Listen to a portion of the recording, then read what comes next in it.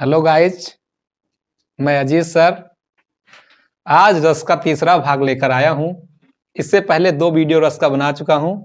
ये तीसरा वीडियो आपका रस का है। इससे संबंधित आपके 2 नंबर के जो क्वेश्चन पूछे जाते हैं उसी संबंधित आज कक्षा 12 से रिलेटेड रस पढ़ाने जा रहा हूं।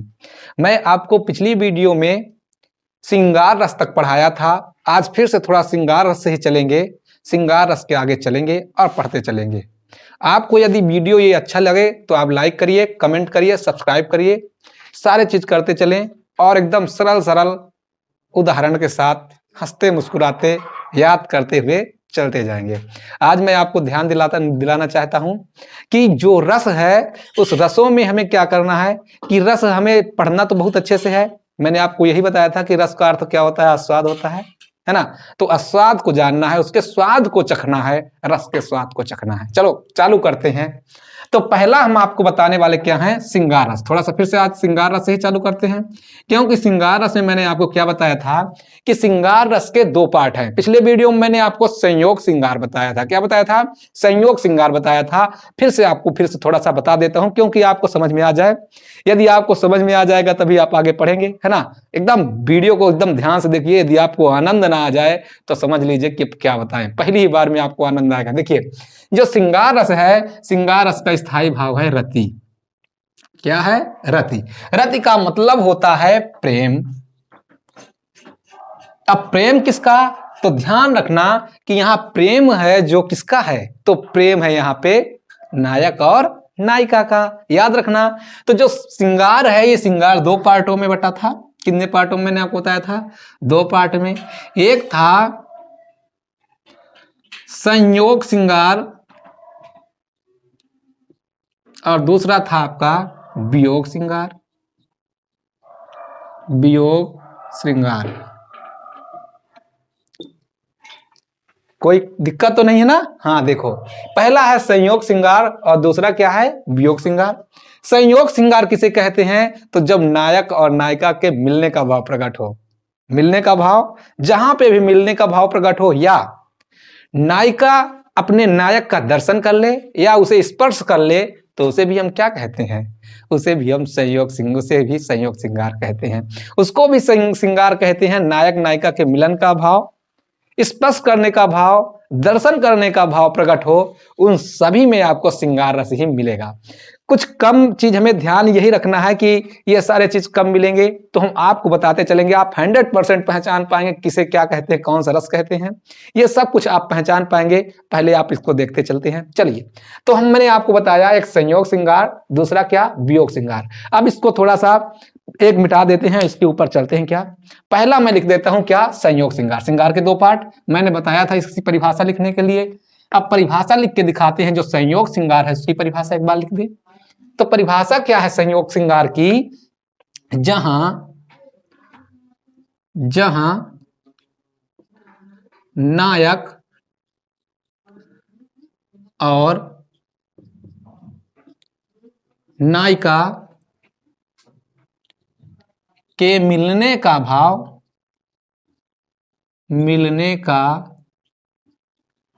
भाव प्रकट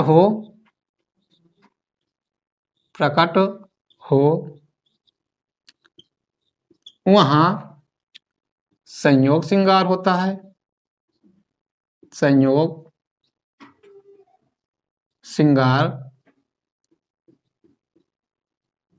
होता है। एग्जाम्पल इसका है कि देखि रूप लोचन ललचाने, हर से जन निधि पहचाने। यहां पे देखें, यहां पे क्या है, मैंने क्या किया कि लिखा है कि देखि रूप लोचन। यहां पे क्या हो रहा है कि देख रूप लोचन, उनके आंखों को देख करके, रूप को देख करके और लोचन को देख करके, क्या? लोचन ललचाने, हर से जन निधि पहचाने। यहाँ पे श्री रामचंद्र जी जब माता सीता को देखे तो उनके आंखों को देखकर, उनके दृष्टि को देखकर, उनके चेहरे को देख करके उनके मन में खुशी का भाव ही नहीं रह गया। अर्थात नायक नायिका को देख रहा है। मैंने कहा था जब नायक और नायिका का दर्शन हो जाए एक दूसरे से, वहां पे कौन सा रस होगा? तो आपका श्रृंगार रस होगा। और श्रृंगार में कौन सा रस? तो संयोग श्रृंगार। देखो पहला। दूसरा क्या लिखा है? बतरस लालच लाल की मुरली धरी लुकाए, सौ धरे भौहन हंसय, देन करे नट जाए। तो यहां पे भी आपका क्या है, यहां पे भी आपका संयोग श्रृंगार। आप दोनों लिख लीजिए, जल्दी से लिखिए, फिर इसके बाद अगला बताते हैं। लिख लीजिए फट से। क्या बेटा इसको मिटा दें या इसको मिटा देते हैं, ऊपर मिटा देते हैं। एक और लिखना चाहें तो आप लिख लीजिए एकदम हंसते खुलते आप अपने मन में। क्या, बसो मोरे नयनन में नंदलाल, लिख दें। बसो मोरे, बसो मेरे नयनन में नंदलाल, में नंदलाल। मोर मुकुट मकराकृत कुंडल, मोर मुकुट मकराकृत कुंडल, कृत कुंडल, अरुण तिलक दियो भार, अरुण तिलक दियो भार, बसो मेरे नयनन में नंदलाल, मेरे नयनन में नंदलाल। तो आप इसको ऐसे याद कर लेंगे, गा गा करके याद कर लेंगे। कैसे, देखिए कि बसो मेरे नयनन में नंदलाल, मोर मुकुट मकराकृत कुंडल, अरुण तिलक दियो भार, बसो मोरे नयनन में नंदलाल। यहाँ पे भी आपका कौन सा है, संयोग श्रृंगार है। चाहे आप इसको देखें, चाहे इसको देखें, चाहे इसको देखें। आगे भी इसके पहले मैंने बताया था कि लता ओट सब सखिन दिखाए, श्यामल गौर किशोर सुहाए। आप चाहे उसको लिखो, चाहे इसको लिखो, चाहे इसको, तीनों में से चारों में से कोई एक लिख लो। आप इनको लिख लीजिए, उतार लीजिए। अगला मैं बताता हूं वियोग श्रृंगार। जल्दी से उतारिए फटाफट। मिटा दे बेटा, इसको मिटा दे रहा हूं। अगला आपका जो है वियोग श्रृंगार, आप लिख लेंगे क्योंकि वियोग श्रृंगार से ही बताना था। अगर आप पीछे वाला वीडियो देखेंगे तो बड़ा आपको आनंद मिलेगा। चलो आगे हम आते हैं और लिखते हैं क्या, वियोग श्रृंगार। डाल लीजिए हेडिंग बेटा, सभी लोग डाल लीजिए वियोग श्रृंगार। वियोग श्रृंगार, ठीक है। क्या लिखेंगे वियोग श्रृंगार में, लिखेंगे जब नायक तथा नायिका के बिछुड़ने का भाव, बिछुड़ने का भाव प्रकट हो, वहां वियोग श्रृंगार की निष्पत्ति होती है।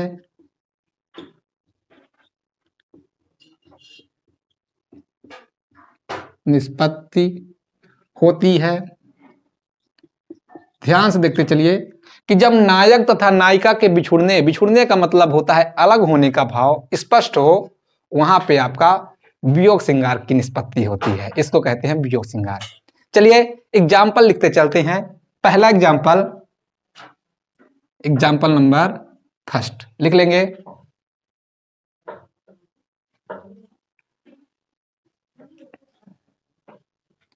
मेरी भव बाधा हरो, मेरी भव, अच्छा एक मिनट रुक जाओ बेटा, दूसरा लिख लेते हैं। पहले दूसरा लिख लो, ये वाला लिखेंगे तो ज्यादा आनंद आएगा। क्या, निस दिन बरसत नयन हरा हमारे, निस दिन बरसत नयन हमारे, निस दिन बरसत नयन हमारे, सदा रहत पावस ऋतु हम पर, सदा रहत पाबस सदा रहत पाबस ऋतु हम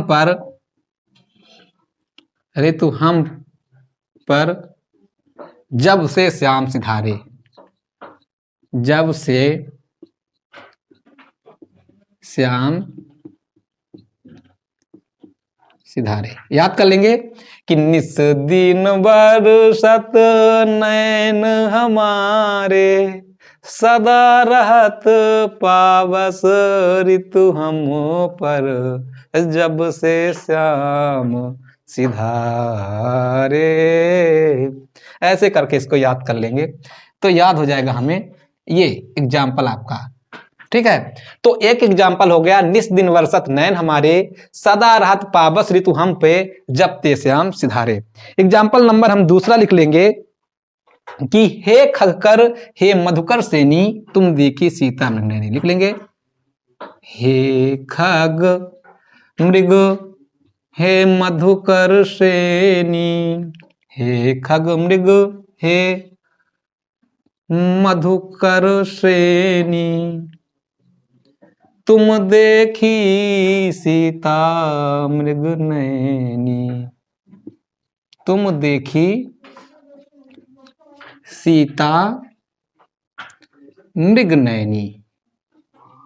याद रखना कि यहाँ पे जब मैं थोड़ा सा चीज बता दूं कि वियोग श्रृंगार क्यों मिला, तो लिखा है कि निस दिन बरसत नैन हमारे सदा रहत पाबस ऋतु हम पे जब ते श्याम सिधारे। अर्थात यहाँ पे नायक नायिका नायक की याद में, अर्थात कौन नायिका है यहाँ पे, तो नायिका यहाँ पे आपकी राधिका है। जब श्री कृष्ण कहाँ चले गए, श्याम, जब से श्याम सिधारे अर्थात जब से श्याम जी अर्थात किसको, वृंदावन है ना, वृंदावन को छोड़ करके चले गए हैं, उस दिन से उनके प्रेम को याद कर करके माता कौन, राधा जी क्या करती हैं, कहती क्या है कि निस दिन बरसत नैन। निस दिन, निस मतलब होता है रात्र और दिन में मेरा बरसत नैन, अर्थात नैन इस तरह बरस रहा है, इस तरह पानी निकल रहा है कि जैसे हमारे अंदर क्या हो गया है, पाबस ऋतु हम पे जब ते श्याम सिधारे। इस तरह लग रहा है जैसे पाबस ऋतु, पाबस ऋतु यहाँ पे किसको कहा गया है, अर्थात वर्षा ऋतु को कहा गया है, कि इस तरह लगता है जैसे वर्षा ऋतु हमारे ही ऊपर क्या आ गई है, अर्थात हम बारिश कर रहे हैं किसका, नैनों से पानी का। तो यहाँ पे क्या है, वियोग में ऐसा कर रही है, तो यहाँ पे आपका कौन सा श्रृंगार हो जाएगा, वियोग श्रृंगार। दूसरा लिखा है कि हे खगकर हे खगमृग हे मधुकर श्रेणी तुम देखी सीता मृग नैनी।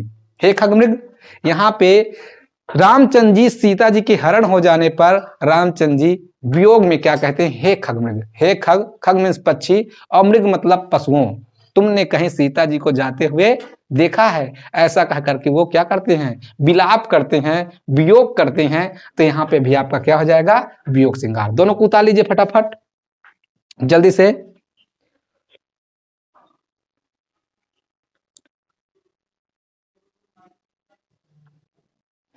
एक और लिखना हो तो लिख लो, मिटा देते हैं इसको।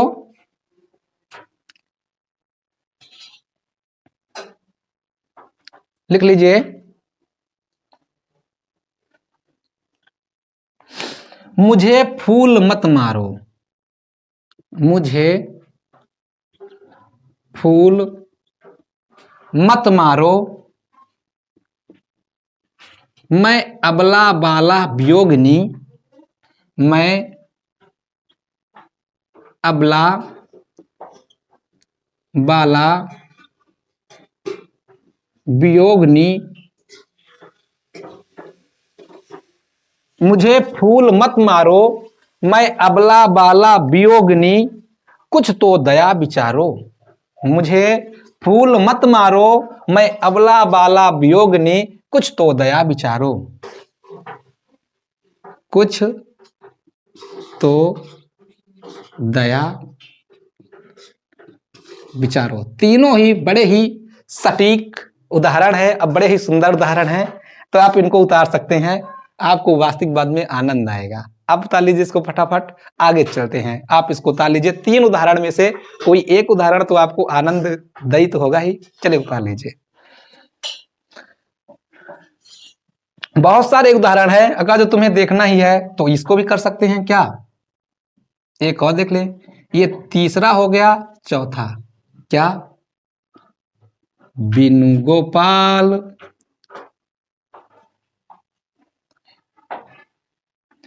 बिनु गोपाल बरनय भई कुंजय। बिनु गोपाल बैरनी भई, बिनु गोपाल बैरन भई कुंजय। तब वह लता लगत तन शीतल। तब वह लता लगत तन शीतल। अब वही भई ब्याल की कुंजय। अब वह भई ब्याल की छुंजय। ब्याल की छुंजय। यहां पे राधिका श्री कृष्ण के वियोग में क्या कह रही हैं कि बिन गोपाल बैरन भई कुंजय। जो बिना गोपाल के जो कुंज हैं अर्थात पुष्प के पेड़ हैं वो भी मेरे बैर हो गए हैं, शत्रु हो गए हैं, है ना। तो बिन गोपाल बैरन भई कुंजय, तब वह लता लगत तन शीतल। जब श्याम जी थे तब वह लता हमारे मन को शीतलता प्रदान करते थे, ठंडक प्रदान करते थे। अब क्या है, अब वह भई ब्याल की छुंजय। अब वह ब्याल का मतलब क्या होता है, दुख, या जिससे बहुत ज्यादा क्या हो जाए, दुख उत्पन्न हो। अब वह भई ब्याल की छुंजय। अब तो वह इस तरह लग रहा है जैसे वह ब्याल हो गया हो, हमारे लिए एक क्या खतरनाक वस्तु हो गई हो, ऐसे लग रही हैं वो फूलों के पेड़। यहाँ पे क्या है, यहाँ पे भी आपका क्या है, वियोग श्रृंगार। लिख सकते हैं बिन गोपाल बैरनी भई कुंजय, तब वह लता लगत तन शीतल। अब भई ब्याल, अब वह भई ब्याल की छुंजय। ये छू है भैया, छा, ठीक है, आप उतार सकते हैं। चलिए उतार लीजिए, आगे चलते हैं। अगला हम लिखेंगे रौद्र रस। मिटा दे बेटा इसको, अगला लिखेंगे रौद्र रस। लिख लीजिए आप रौद्र रस। रौद्र रस का स्थायी भाव होता है क्रोध। रौद्र रस का स्थायी भाव क्या होता है बेटा, तो क्रोध होता है। चलें हम लिख लेंगे, अगला रस हमारा है रौद्र रस, तो हम लिखेंगे रौद्र रस। और रौद्र रस का स्थायी भाव होता क्या है, तो रौद्र रस का स्थायी भाव होता है क्रोध। रौद्र रस का स्थायी भाव क्या होता है, तो रौद्र रस का स्थायी भाव होता है क्रोध।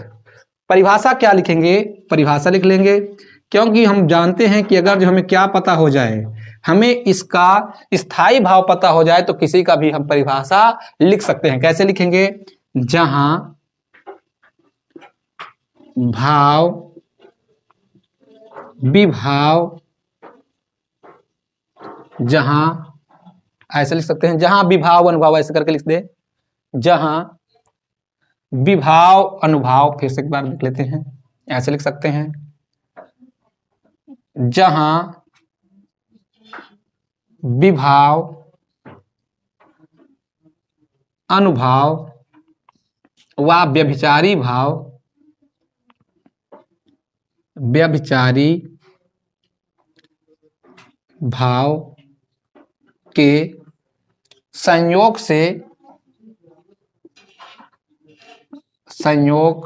से ये देखो रौद्र रस का स्थायी भाव क्या है, क्रोध, तो यहां पे लिखेंगे क्रोध नामक स्थायी भाव रस रूप में परिपुष्ट हो जाता है, परिपुष्ट हो जाता है, वहां रौद्र रस की निष्पत्ति होती है, वहां रौद्र रस की निष्पत्ति होती है। लिख लेंगे बेटा जल्दी जल्दी, आप हमारे साथ साथ लिखते चलें, होती है। एग्जाम्पल क्या होगा, एग्जाम्पल नंबर फर्स्ट हम लिख लेंगे, एग्जाम्पल नंबर फर्स्ट, उस काल मारे क्रोध के, उस काल मारे क्रोध के तन कांपने उसका लगा, तन कांपने उसका लगा, उसका लगा, मानो हवा के वेग से, मानो हवा के वेग से सोता हुआ सागर जगा, सोता हुआ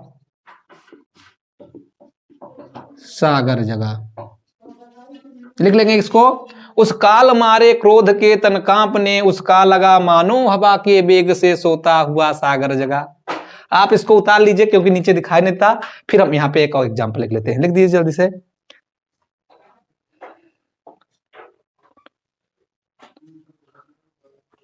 मिटा दे बेटा, उसा ऊपर उठा, ऊपर मिटा देते हैं।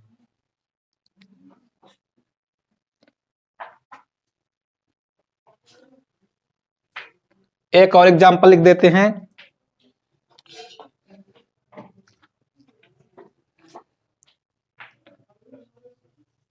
लिख लेते हैं,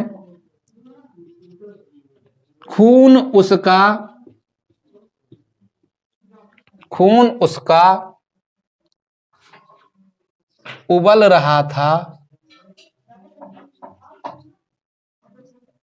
उबल रहा था, खून उसका उबल रहा था, मानव से दैत्य में बदल रहा था, मानव से दैत्य में बदल रहा था। दो एग्जाम्पल में आप कोई भी लिख सकते हैं। खून उसका उबल रहा था, मानव से दैत्य में बदल रहा था। यहाँ पे भी आपका क्या है, रौद्र रस है। दोनों में रौद्र रस, आपको जो अच्छा लगे उसको आप लिख सकते हैं बड़े आसानी के साथ। देख लीजिए कितना अच्छा है कि खून उसका उबल रहा था, मानव से दैत्य में बदल रहा था। आप उतार लीजिए जल्दी से। अगला लिखेंगे हम बीभत्स रस। बीभत्स रस का स्थायी भाव क्या होता है, जुगुप्सा। अगला लिख लेंगे बीभत्स रस। मिटा दे बेटा, इसको मिटा देते हैं, जल्दी उतारिए आप।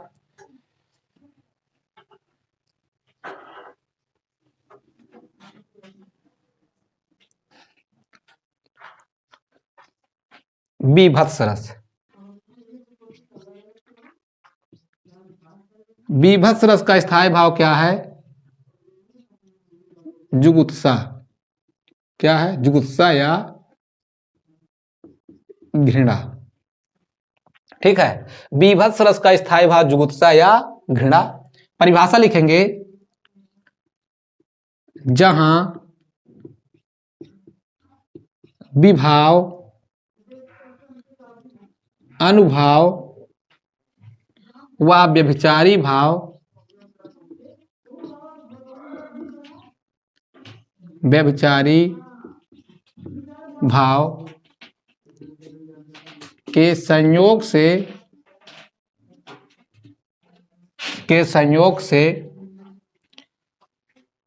अब देखिए बीभत्स रस का स्थायी भाव क्या होता है, जुगुप्सा। संयोग से जुगुप्सा नामक स्थायी भाव रस रूप में परिपुष्ट हो रहा था, परिपुष्ट हो जाता है, परिपुष्ट हो जाता है। वहां कौन सा, बीभत्स रस के, वहां बीभत्स रस की निष्पत्ति होती है, निष्पत्ति होती है। ऐसे करके उतार लेंगे, जल्दी से आप उतार लीजिए फटाफट। एग्जाम्पल लिखेंगे, उतार लीजिए एग्जाम्पल।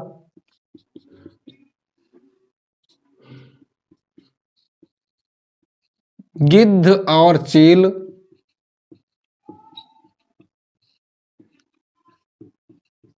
मड़रा रहे थे,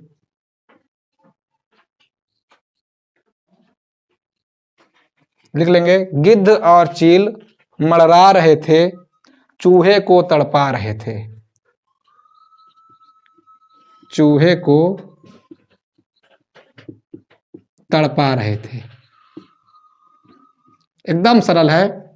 कि गिद्ध और चील मड़रा रहे थे, चूहे को तड़पा रहे थे। तो यहाँ पे भी कौन सा है आपका है यहाँ पे बीभत्स रस, और बीभत्स रस का स्थायी भाव क्या है? गुस्सा। ये बहुत कम आता है, आप एक ही एग्जाम्पल लिख लेंगे वही काफी रहेगा। जल्दी से आप उतार लीजिए फटाफट, फट से उतारिए, मिटा दे बेटा, इसको मिटा देते हैं। अगला लिखेंगे अद्भुत रस। कौन सा लिखेंगे?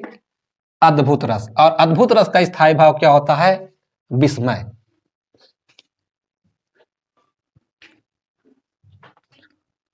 अद्भुत रस का स्थायी भाव विस्मय लिख लेंगे।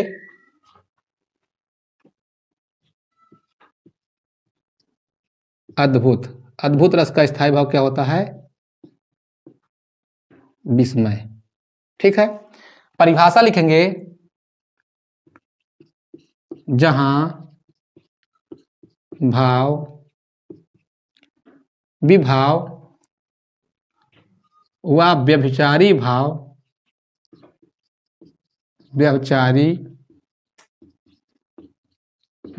के संयोग से विस्मय नामक स्थायी भाव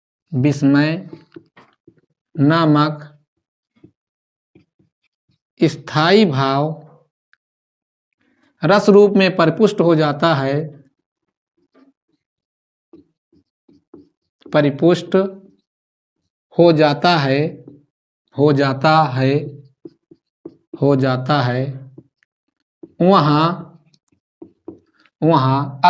है, वहाँ अद्भुत रस की निष्पत्ति होती है।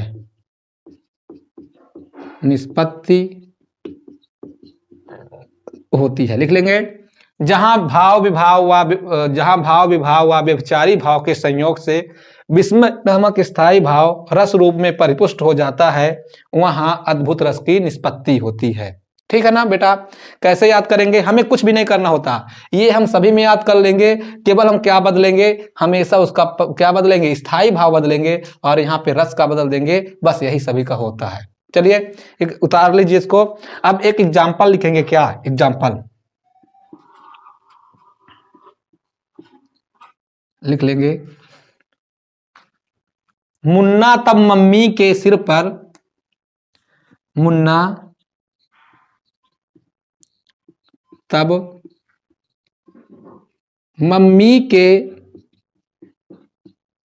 पर देख देख दो चोटी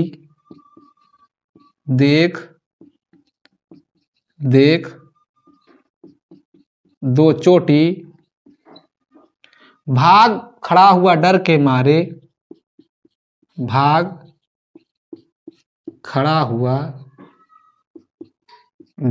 मारे सर पर सांपिन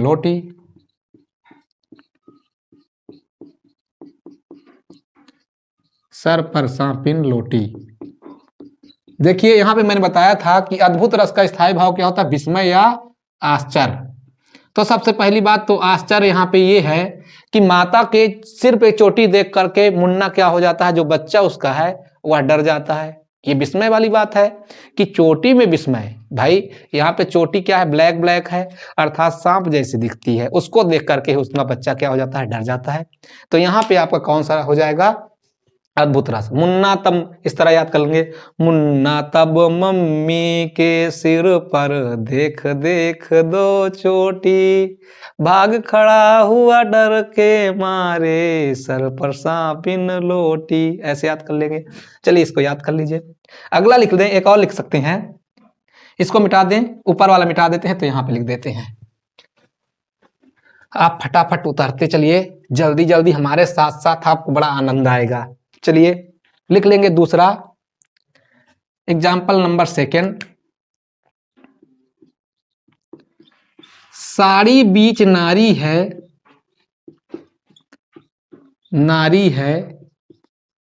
कि नारी बीच साड़ी है, कि नारी बीच साड़ी है। साड़ी ही किनारी है कि नारी ही की साड़ी है। साड़ी ही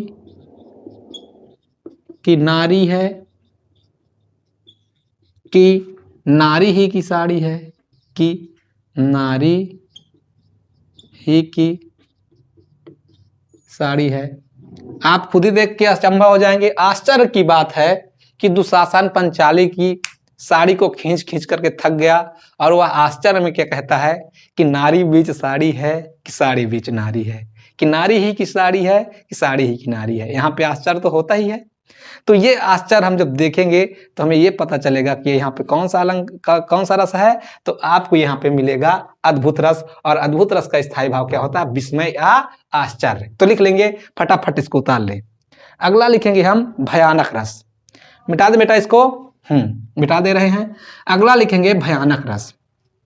भयानक रस, भयानक रस एकदम सरल सरल एग्जाम्पल। आपको किसी भी YouTube चैनल में इतने सरल एग्जाम्पल नहीं मिलेंगे। ये एग्जाम्पल आपके बोर्ड पेपर के लिए बड़े ही इम्पोर्टेंट हैं। बोर्ड पेपर ही नहीं बल्कि ये समस्त चीज़ों के लिए इम्पोर्टेंट है। खास कर ये आपको 2 नंबर देकर जाएंगे, इसलिए ये आपके लिए तो बहुत ही ज़्यादा इम्पोर्टेंट है। चलिए लिख लेंगे अगला हम भयानक रस। कौन सा रस? भयानक रस। भयानक रस। भयानक रस का स्थायी भाव क्या होता है? तो भय होता है। भय अर्थात क्या? डर। अर्थात किसी को देख करके डर मन में आ जाए तो वहां पे कौन सा रस होगा? भयानक रस होगा। चलिए लिख लेते हैं परिभाषा। जहां जहां विभाव, अनुभाव व व्यभिचारी भाव, व व्यभिचारी भाव के संयोग से, भाव के संयोग से कौन सा? भय नामक, भय नामक स्थायी भाव रस रूप में परिपुष्ट हो जाता है, परिपुष्ट हो जाता है। वहां कौन सा? भयानक रस। वहां भयानक रस की निष्पत्ति होती है, की निष्पत्ति होती है। याद हो जाएगा कि जहां विभाव, अनुभाव व व्यभिचारी भाव के संयोग से भय नामक स्थायी भाव रस रूप में परिपुष्ट हो जाता है, वहां भयानक रस की निष्पत्ति होती है। एग्जाम्पल लिख लेंगे। एग्जाम्पल पहला कि उधर गरजती सिंधु लहरिया, उधर गरजती सिंधु लहरिया, उधर गरजती सिंधु लहरिया कुटिल काल के गालों से, कुटिल काल के जालों से चली आ रही फेन उगलती, चली आ रही फेन उगलती फन फैलाए ब्यालों सी।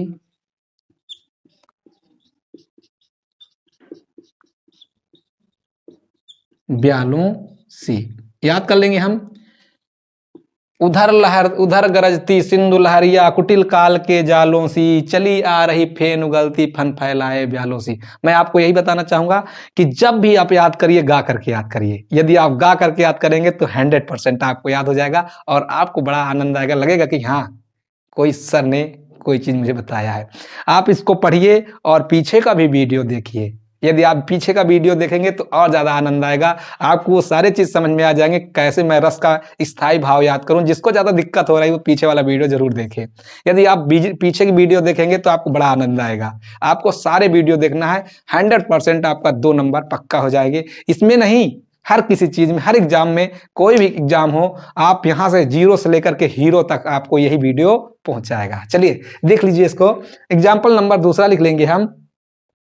एग्जाम्पल नंबर दूसरा, इसको हम मिटा देते हैं बेटा, इसको मिटा दे रहे हैं।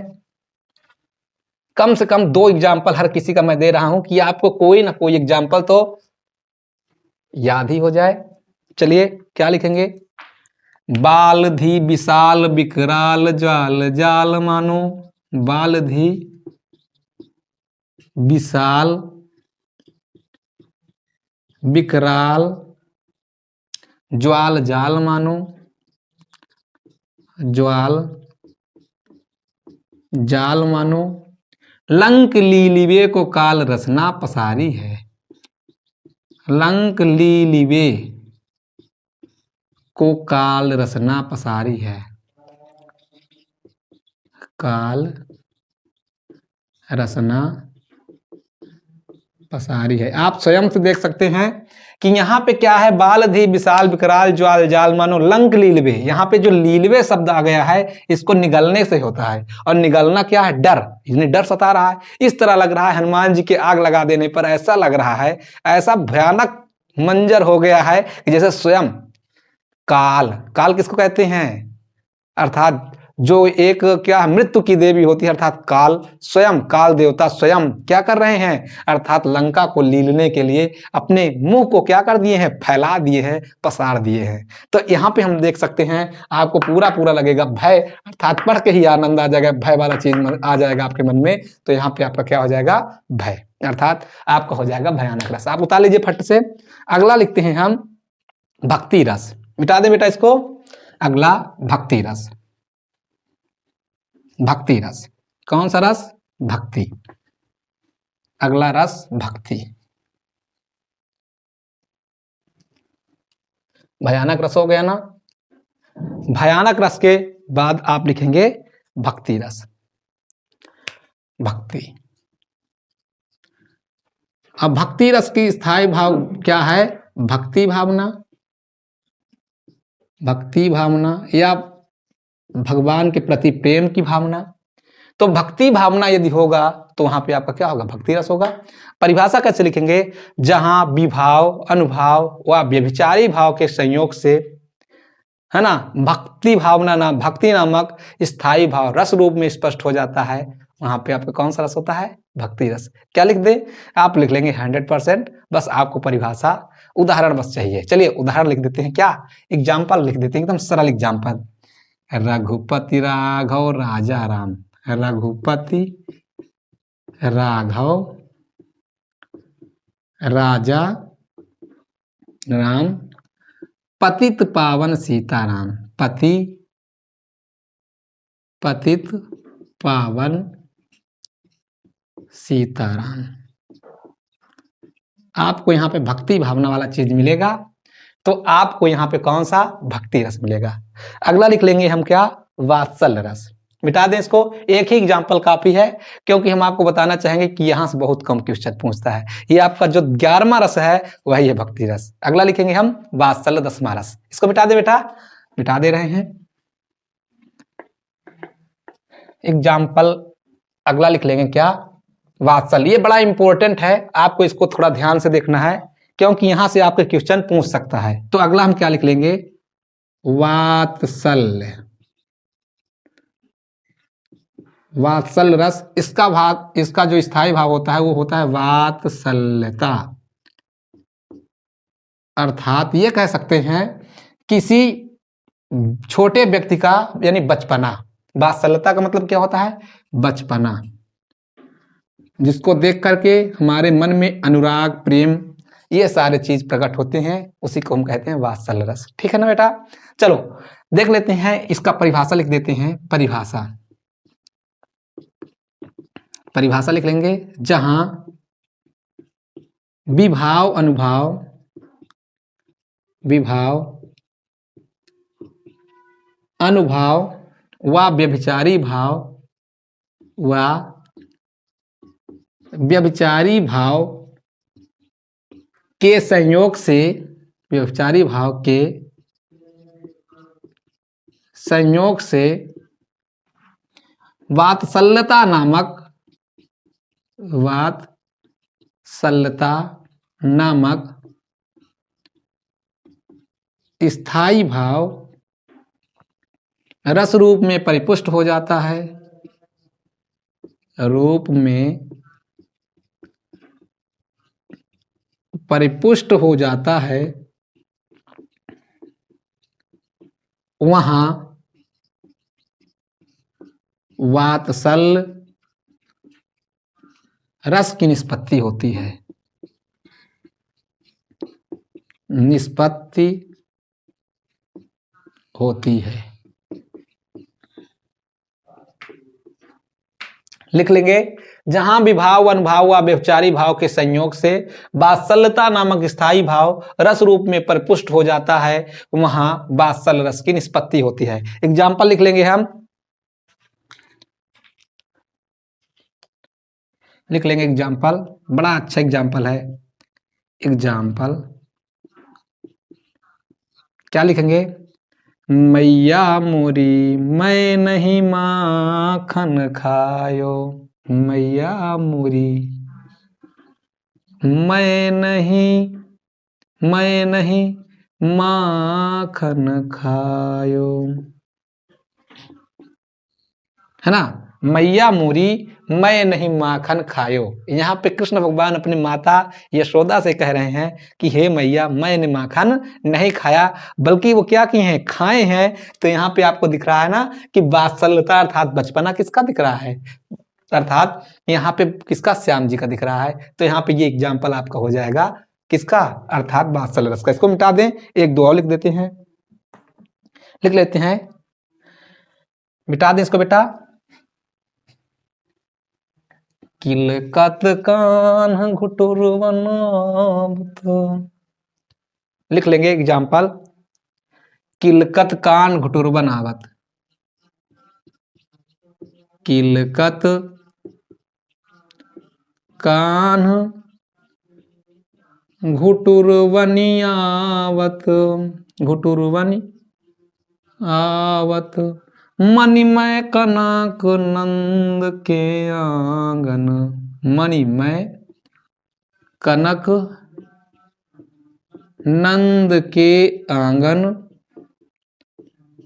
बिंब पकड़िबे धावै, बिंब पकड़िबे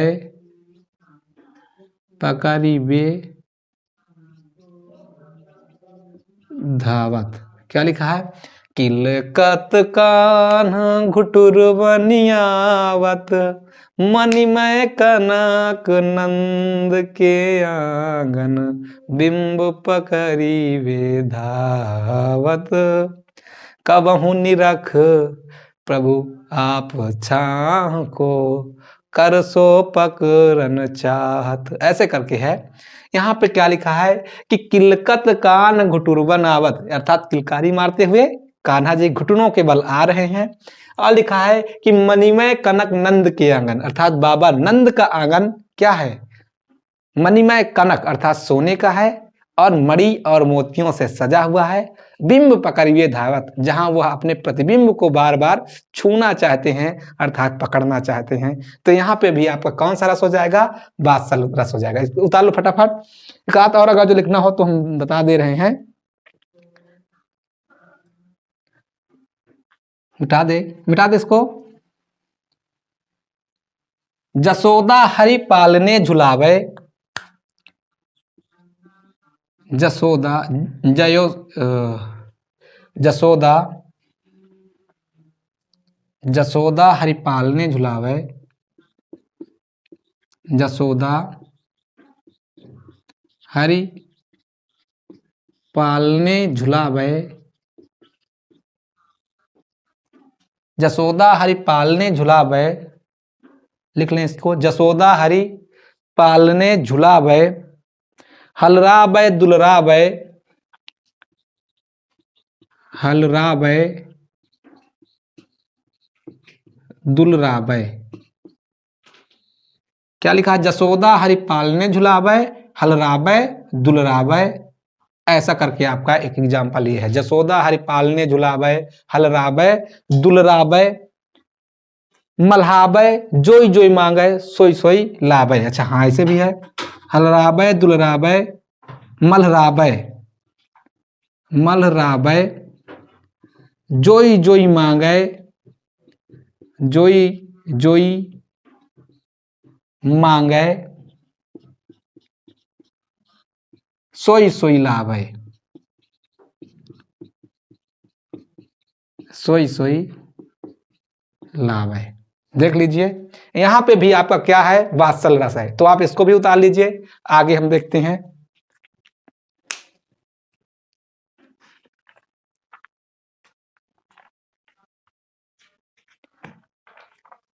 अगला शांत रस, शांत रस कितना टाइम हुआ सर? अगला शांत रस, अगला शांत रस डालेंगे। शांत रस का स्थायी भाव क्या होता है? निर्वेद। शांत रस, शांत रस का स्थायी भाव होता है निर्वेद, अर्थात ये कह सकते हैं साधुपना। लिख लेंगे परिभाषा, जहां विभाव अनुभाव, जहां विभाव अनुभाव व व्यभिचारी भाव के संयोग से, व व्यभिचारी भाव के संयोग से निर्वेद नामक स्थायी भाव रस रूप में परिपुष्ट हो जाता है,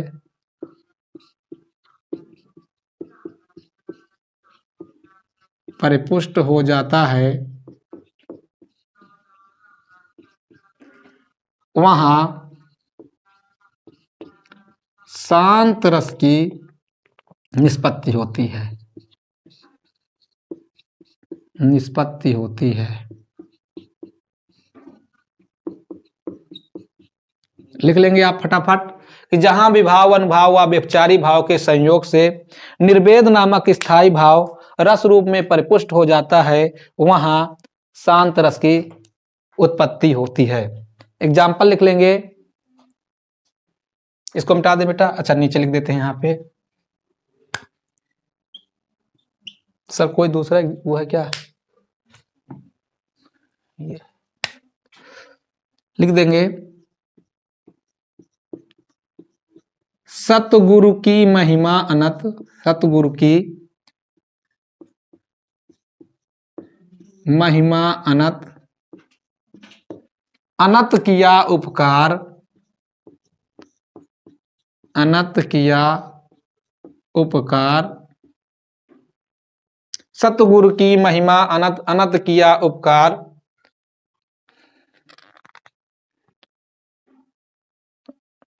सतगुरु की महिमा अनंत, अनंत किया उपकार, लोचन अनंत उघाड़िया, लोचन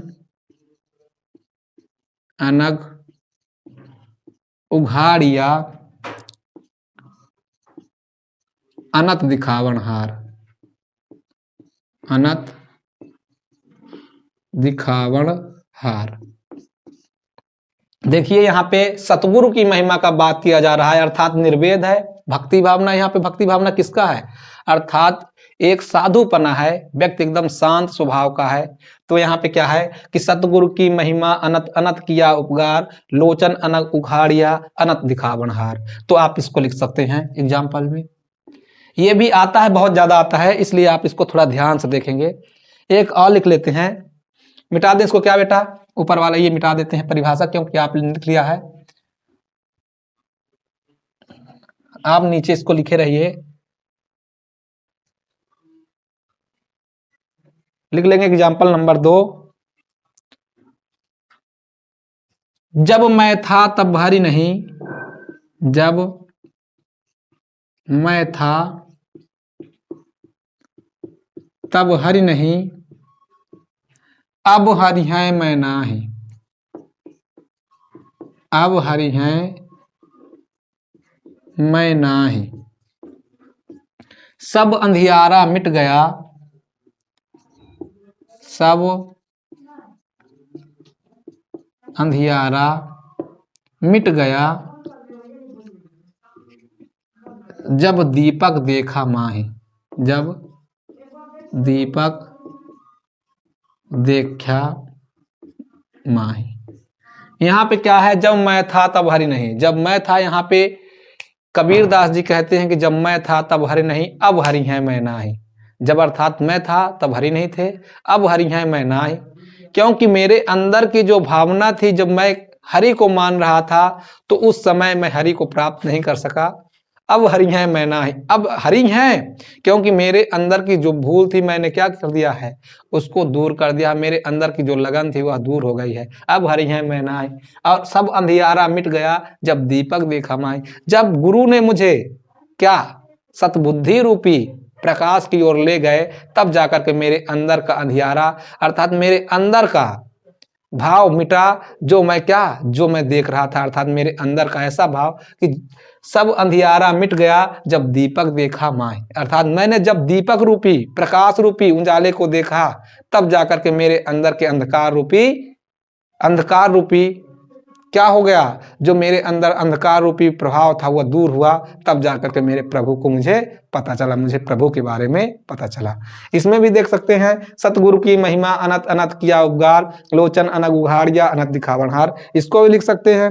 ये भी लिख सकते हैं कि मन रे तन कागज का पुतला। इसको भी लिख सकते हैं, मन रे तन कागज का पुतला, कागज का पुतला। इसको भी लिख सकते हैं। ये भी आपका एग्जाम्पल है। तो आप जिसको जैसा चाहें उसको एग्जाम्पल को लिख लें। इसको मिटा देते हैं। आप जल्दी से इसको उतार लीजिए।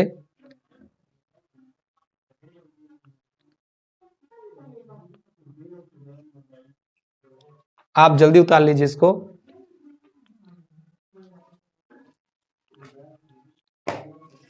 यदि आपको यह वीडियो बेटा पसंद आई हो, क्योंकि आज से ये पूरा आपका रस का पार्ट खत्म हो गया है। आपके रस के पार्ट में मैंने आपको 11 रसों के बारे में बताया। यदि आप इस वीडियो में देखेंगे तो कम से कम 7 रस पढ़ाए गए हैं। इसके पहले आपको और सारे वीडियो मिलेंगे जो आपको खूब अच्छे से देखना है। उसमें सारे वीडियो में बड़ा आनंद आएगा। आप पीछे का वीडियो जरूर देखें। यदि आप पहली बार इस वीडियो को देख रहे हैं तो आप लाइक सब्सक्राइब करना ना भूलें। यदि दिल से ये पसंद आए तो आप सब पे शेयर करिए, सब्सक्राइब करिए, ज़्यादा से ज़्यादा लाइक करिए और कमेंट करिए। यदि जो कोई आपको इसमें दिक्कत पड़ रही हो उसको कमेंट करके हमें बताइए। हम उसके द्वारा आपके अंदर की कमी को दूर कर देंगे, यह हम वादा करते हैं। आप देखेंगे तो इसके जो प्लेलिस्ट है, प्लेलिस्ट में नंबर डाला हुआ है। प्लेलिस्ट में आप व्हाट्सएप पे मैसेज भी कर सकते हैं, आप ऐसे भी कर सकते हैं, जैसा भी आपको अच्छा लगे। हम इसके बाद ये जो आपका पढ़ रहे हैं, इसके बाद हम 8 साल का पूरा प्रीवियस ईयर का पेपर भी कराएंगे।